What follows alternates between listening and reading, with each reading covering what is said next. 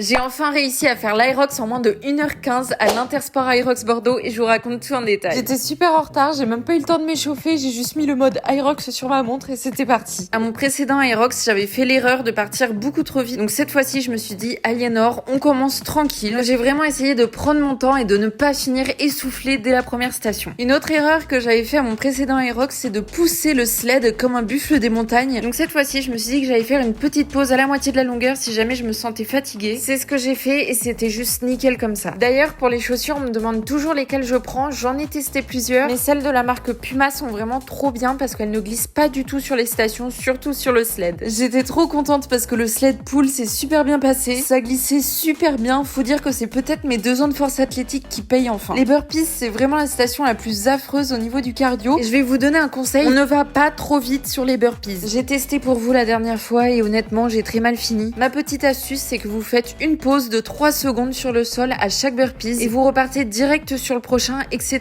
Je vous promets, vous me remercierez plus tard. Il faut le dire que le run après les burpees, on se sent tout particulièrement mal. Et heureusement, les 2 stations qui suivent, c'est franchement les plus faciles. Sur la rameur, je me suis même tapé une petite discute avec Emmanuel. Il était pas content, il me disait que je ramais pas assez vite. Et moi, je lui disais juste que j'avais hâte d'aller prendre mon snack parce que oui, j'étais trop contente cette fois-ci. J'avais 2 poches dans mon super short Puma et j'ai emporté avec moi une compote et je vous promets que ça fait vraiment la différence de prendre un petit snack. Hop, le farmer carry vite fait et ensuite on est passé aux fentes. Et là, je vous dis, j'étais en forme. Franchement, j'ai pris le sac et je suis partie. Dans ma tête, j'étais là, allez, c'est le moment d'accélérer, il faut donner tout ce qu'on a. Ma petite astuce, c'est de poser rapidement son pied entre chaque fente. Ça vous évitera d'avoir les jambes qui congestionnent trop. Ensuite, on arrive sur la dernière station, les wall balls. Là, c'est vraiment le moment où il faut tout donner. J'ai fait 51 wall balls et franchement, j'ai été partie, sauf que j'ai fait tomber la ball comme ça, là. Et après, je les ai fait de 10 en 10 en faisant vraiment des toutes petites pauses. Et je vous promets que quand j'ai vu le chiffre 100 s'afficher, j'étais là, yes, c'est enfin fini. Et comme vous pouvez le voir, cette fois-ci, je me suis pas échouée comme une grosse otarie sur la banquise. Pour cet Aerox, je me suis dit que j'allais tester une méthode que j'avais totalement inventée la veille. Je me suis promis de ralentir si je n'arrivais plus à sourire. Ça peut paraître super bête, mais il ne faut pas oublier que l'Aerox, c'est un effort long et qu'en partant à fond, le risque est juste d'exploser avant la fin. J'ai déjà hâte de faire mon prochain Aerox et surtout, merci à Intersport de m'avoir invité. Bisous bisous!